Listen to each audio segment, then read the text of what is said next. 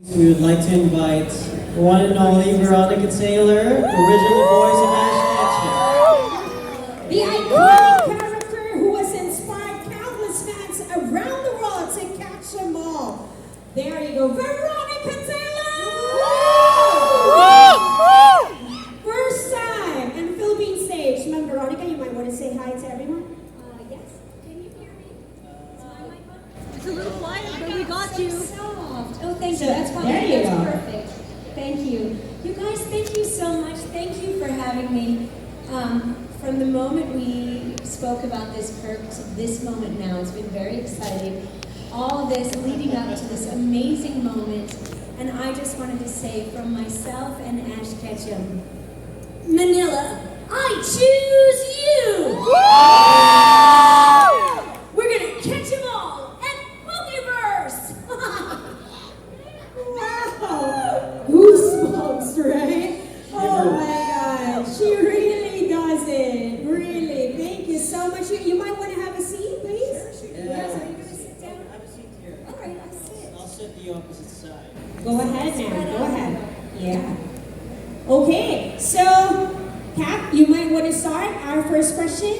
Okay, guys. So just to give you a brief, we're gonna do just like a quick fire round, maybe 10 to 15 minutes of our own questions here, And and then we're gonna throw it to the audience. If you guys have any questions, if you got any burning, this is your time, guys. If you want to go live, if you want to share this to some of your friends, this is your moment to ask Veronica anything you've been. I mean, it's been 28 years since Ash came through. I started the show in 1998, and I was Ash's mom and May for the first 8 seasons of the show.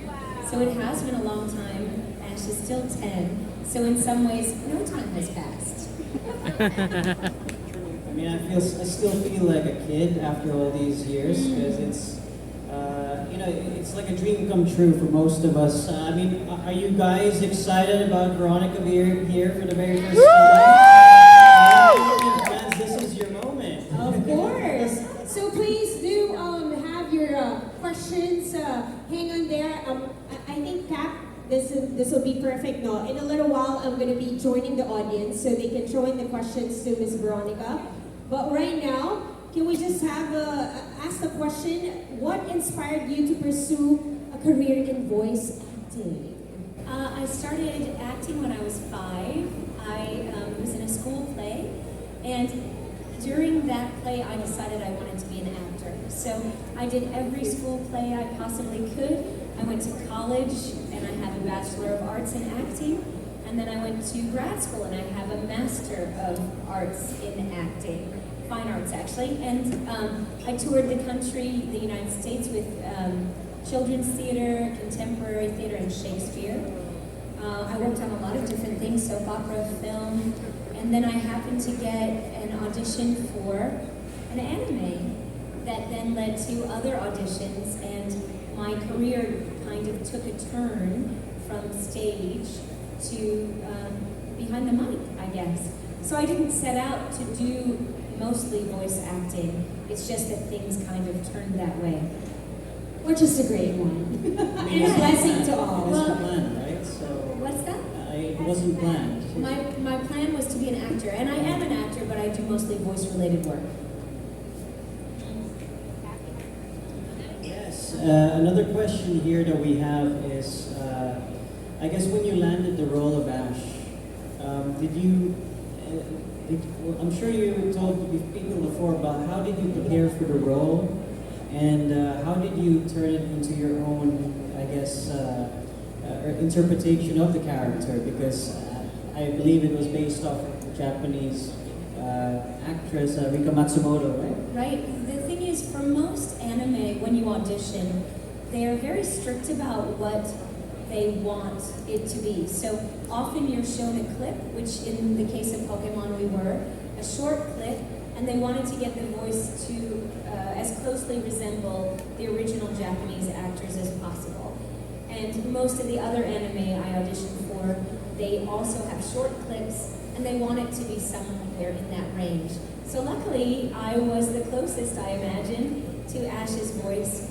In the beginning, they certainly didn't know what they wanted, but they knew what they didn't want. So Ash's voice was able to, within the first season, kind of morph into what it became. I think Ash was a little more kind of mom, kind of stuffier in there, and then as the season went on, he was able to get a little higher, and then during the 8 years, he kind of sometimes can get kind of gruff, or sometimes really excited, but overall, he's just kind of here. I feel like there's goosebumps all the time. Oh my God, if it's that easy, man, I'll just keep talking. Hey Ash, I challenge you to a battle.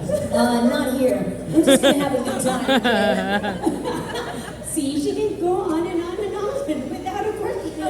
Oh, I wow. just have a script, just like... I know. Thank you so much. I feel like I'm watching one episode now. Speaking of episode, Miss Veronica, are there any particular episode or maybe scene that really, most memorable to you, or you love the most, or Yeah. do you have favorites on the things that you've done? Yeah, I would say the first episode for sure, because it really lays out the whole trajectory of what we are about to see, I think, on this journey.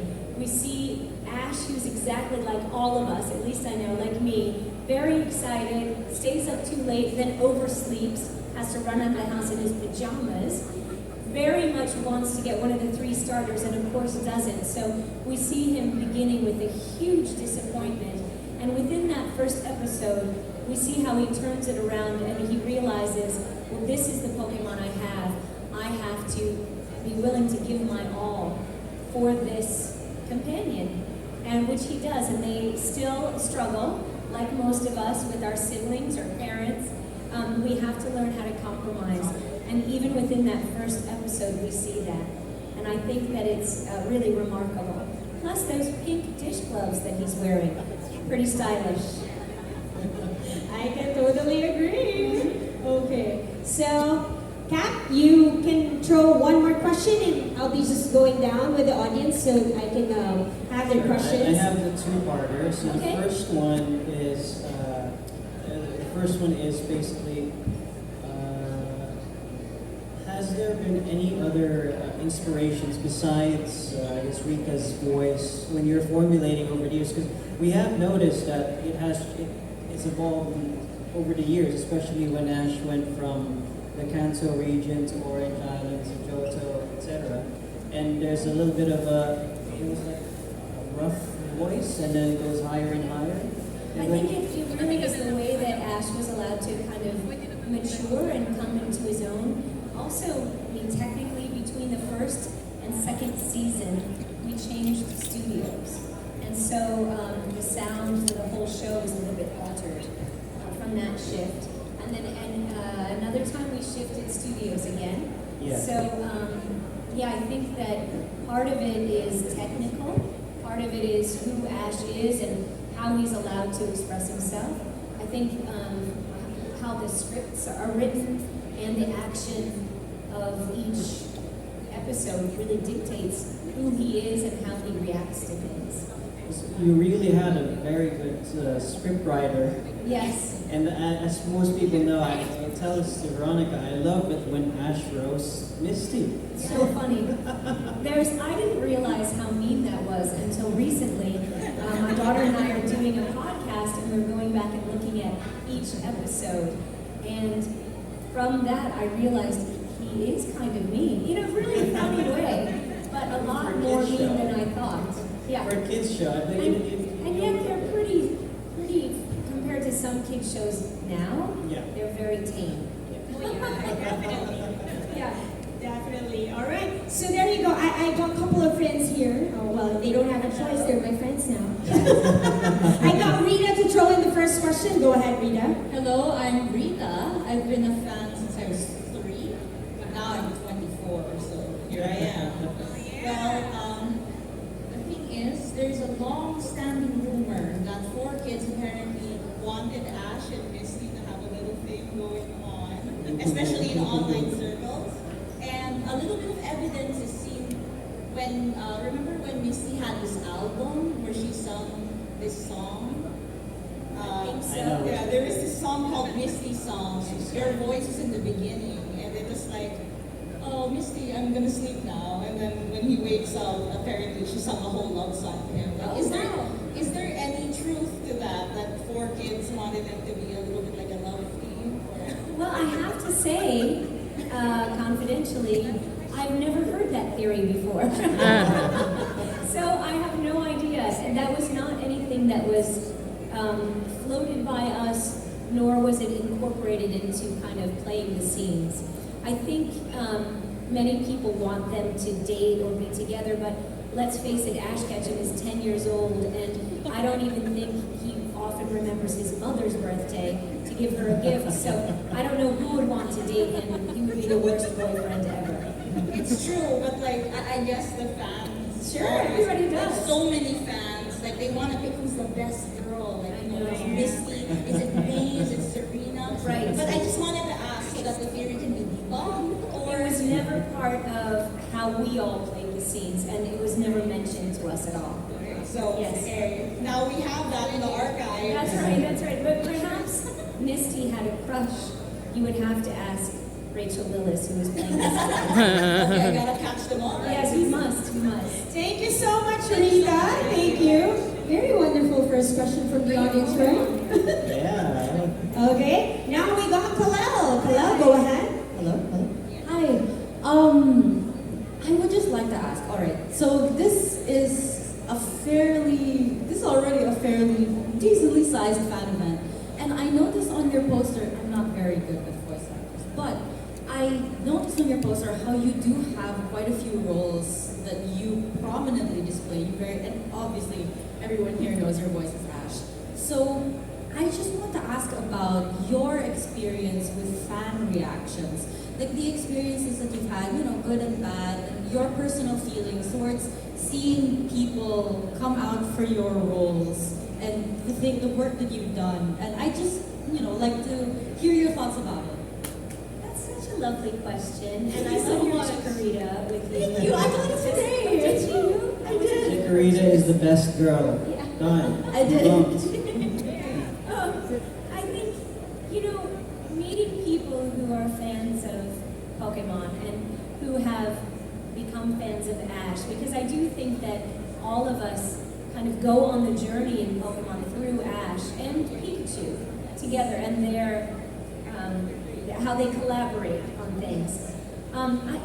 It's quite an honor, really, and it's the fact that all of us can go to work or go to school and you do your best, you give your 100%, and you don't know how far-reaching that will be. And for me to be here in Manila talking to you about episodes that I was on in Pokemon is just mind-blowing and so humbling. And it's just incredible.